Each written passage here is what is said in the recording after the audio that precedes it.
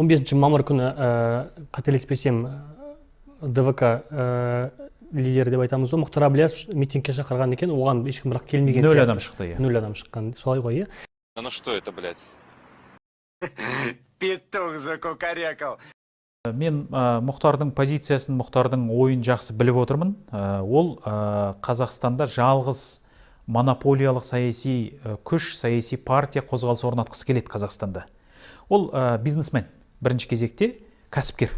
Маған сол БТА-да істеген жігіттердің өзі айтады, Мұхтар саясаткер емес дейді. Мұхтар дейді, ол бизнесмен дейді, және саясатты бизнесмен сияқты жүргізгісі келеді дейді. Яғни бизнеста мысалға үлкен компаниялар, кіші компаниялар жұтып қояды да, жалғыз өзі монополия орнатып жұмыс жасай беруіне болады ғой. Сол сияқты бұл саясаткер емес, саяси тұрғыда ойламайды. Ол егер мысалға мықты саясаткер болса, және мына елде шынайы өзгеріс жасағысы келсе, ол осы Қазақстанның ішінде жүрген барлық саяси күштерді өзіне жау қылып қарсы қылмас еді. Ол ұстанған бағыт сонда демократиядан алшақ деп есептейсіз бе? Оныкі енді жеке мүдде. Бірінші кезекте ешқандай демократия жоқ. Мұхтар мен демократия деген екеуі бір-біріне қайшы дүние. Мұхтарда ешқандай демократия жоқ. Ол демократияның иісінде сезетін адам емес. Ол мүмкін емес нәрсе.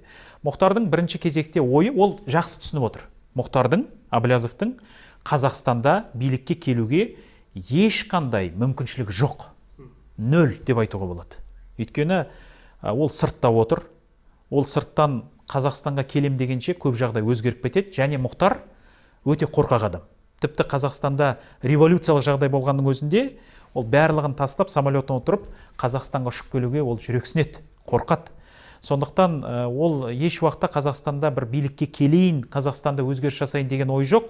Бірінші кезекте өзінің шетелдегі капиталын қорғап қалу және өзінің бас бостандығын сақтап қалу Европада. Өйткені көптеген процестер әлі күнге шейін өтеді деп Франциялық өткенде Le Monde деген журналдың өзі жазып жатыр, батыстың басылымдары жазып жатыр. Сондықтан оның жағдайы өте қиын Европаның өзінде отырғанымен. Сондай ұстанымдары үшін сіз онымен күш біріктірмейсіз, қандай жағдайда? Әрине, ол енді күш біріктіру мүмкін емес. Біріншіден, екіншіден енді қараңыздар, енді Әблязов қазір мына протесттік ортада ешқандай фактор емес.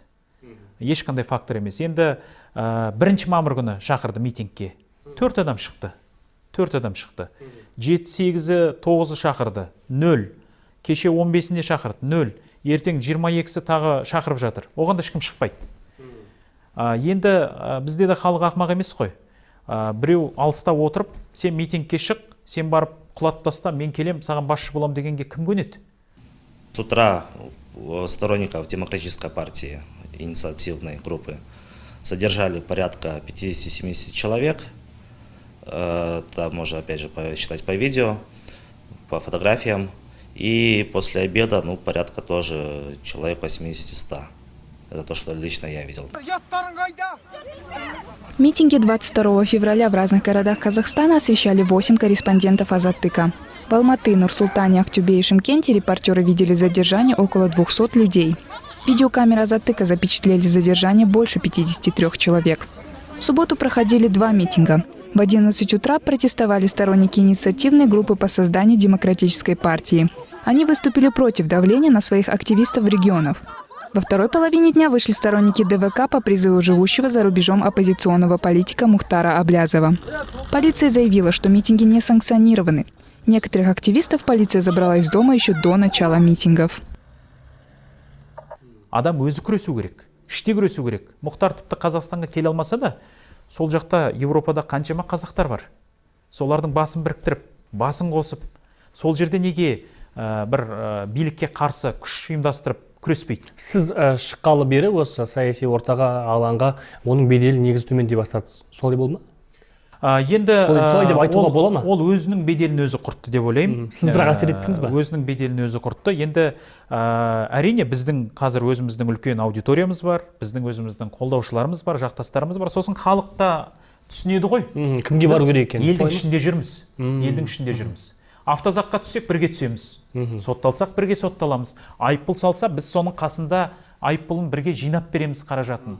Кеше мысалға Шымкентте біздің жақтасымызды түрмеге қамап тастады. Әйтеуір барып азық-түлігін апаруға, әйтеуір бір қолдау көрсетуге тырысып жатырмыз. Онда жоқ. Оның қолдаушылары, ДВК мүшелері сізге өткен жағдайлар болды ма? бар, ондай жағдайлар да бар. Енді ДВК мүшелері деп мен оларды Бөлмейсіз. бөліп айтпай ақ қояйын қазір. Жалпы соны қолдап жүрген, соның көзқарасымен келісіп жүрген және бізді бір кездері қаралап жүрген адамдар біздің қатарымызға қосылып жатқандар бар. Өздері келіп Иә, жағдайды түсіндіріп. ол өйткені түсініп отыр, көріп отыр. Ешқандай биліктің жобасы емес екенін, анау қаралау сөз екенін барлығын түсініп отқан адамдар өте көп. Сказочный долбоеб. Зачем его только из больницы выпустили?